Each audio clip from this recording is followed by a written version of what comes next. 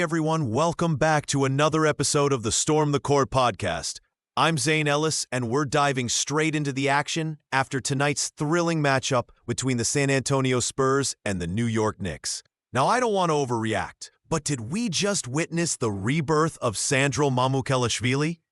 34 points on 93% shooting? That's NBA Jam numbers. It felt like I was transported back to the 90s when players not only scored but looked like they were having the time of their lives doing it. So here's the recap. The Spurs took down the Knicks 120-105. The game was highlighted by a spectacular 34-point explosion from Mamukelashvili, who was absolutely on fire. The Spurs kept their foot on the gas, with 4 solid players reaching double figures. The Knicks struggled, especially in the second half, where they just couldn't find a flow. That game was a roller coaster of emotions. There were moments of disbelief watching Mamukelashvili drain those 3-pointers, then frustration seeing the Knicks flounder, followed by excitement as the Spurs surged ahead. Let's talk about some standout performances tonight. Alongside Mamukelashvili, Stephon Castle had a solid 22 points. And Chris Paul was just a maestro with 12 points and 9 assists. By the way, did anyone else notice Keldon Johnson's struggle?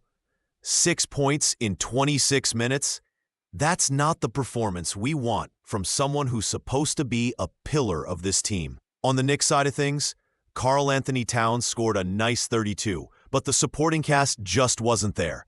New York needed someone, anyone, to step up. And when Josh Hart is among your best contributors, you know it's a rough night. You're in trouble.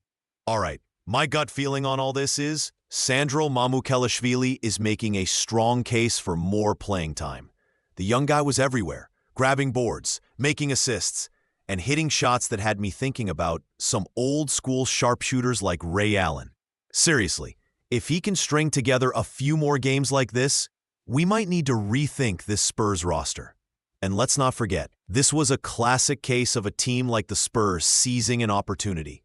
The Knicks were underwhelming, to say the least. With playoff spots tightening up, you can't afford to go through the motions like this. Are they good enough to contend? Absolutely. But they need to wake up and realize that the season doesn't wait for anyone. So here's the takeaway. The Spurs are only going up from here, while the Knicks, well, they need to figure themselves out fast. They've got some talent, but the lack of consistency is like a bad chorus on repeat. Thanks for listening to the Storm the Court podcast. You all be sure to catch us next time for more insights, fun, and fiery takes. Until then, stay sharp and keep storming that court.